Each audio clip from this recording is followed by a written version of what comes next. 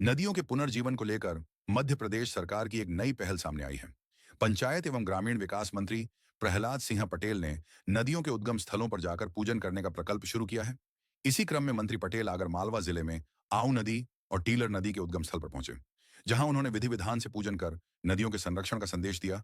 आगर मालवा दौरे के दौरान पंचायत एवं ग्रामीण विकास मंत्री प्रहलाद सिंह पटेल ने आऊ नदी और टीलर नदी के उद्गम स्थल पर पहुंचकर पूजा अर्चना की। इस अवसर पर उन्होंने कहा कि जल और पर्यावरण संरक्षण केवल सरकार की जिम्मेदारी नहीं, बल्कि युवाओं की भी अहम भूमिका है।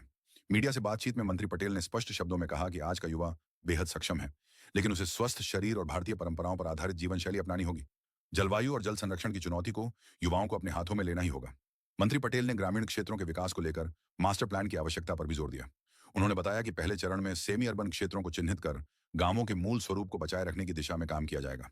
साथ ही ग्राम विकास से जुड़े कार्यक्रमों में युवाओं की भागीदारी बढ़ाई जा रही है। अपने चर्चित बयानों को लेकर पूछे गए सवाल पर मंत्री पटेल ने कहा कि सच बोलने को कोई सलीका मानता है या नहीं, ये सामने वाले को तय करना है, लेकिन वे सच को सच मानते हैं और उसी पर कायम रहते हैं। ये जो बातें कही हैं वो युवा पीढ़ी के लिए जरूरी है। जलवायु परिवर्तन या पर्यावरण की रक्षा करना ये हर जनप्रतिनिधि का नैतिक उत्तरदायित्व है। उसमें मैंने कुछ गलत नहीं बोला होगा। नौजवानों को इस चुनौती को अपने हाथ में लेना ही होगा, क्योंकि भविष्य में ज़्यादा लंबी जिंदगी उनको बताती है। और अभिभावक होने के नाते हम सबको ये गारंटी देनी पड़ेगी नई पीढ़ी को कि हम उनको बर्बाद करके नहीं, कि जीवन की अच्छी चीज़ें उनके हाथ में सौंप रहे हैं। मुझे लगता है हर अभिभावक अपने बच्चों की अपन से बेहतर ज़िंदगी चाहता है और यही बात मैंने कही। 65 की उम्र में भी आप सर एकदम फिटफाट नजर आते हैं, युवाओं को कहाँ कमजोर देख रहे हैं? मैं युवाओं को कमजोर नहीं देख रहा। युवा तो हमसे ज़्यादा उसके पास अस्त्र शस्त्र है। जो चीज़ें हम 4-4, 5-5 घंटे पुस्तकों में बड़ी मुश्किल में ढूंढ के पढ़ते थे, वो 5 सेकंड में ढूंढ लेता है।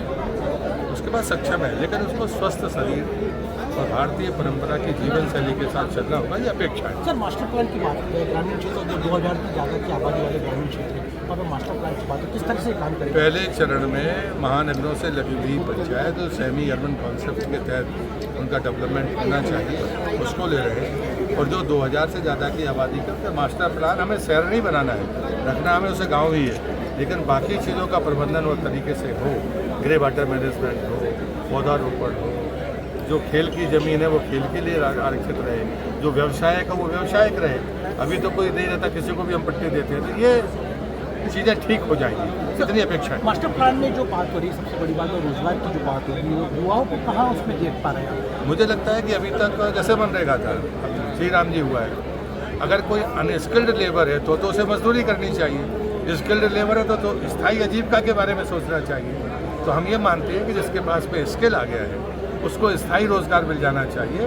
वो बार बार ये मनरेगा की गति ना उठाए तो अच्छा है। सर सलीके वाली राजनीति के लिए आपको जाना जाता है, कभी कभी आपके लफ्ज चर्चा में आ जाते हैं। नहीं, सच बोलने को सलीका कोई मानता है नहीं मानता, जी उसको तय करना है। हम तो सच को सच कहते हैं। सर एक सवाल हो रही है सर, युवाओं को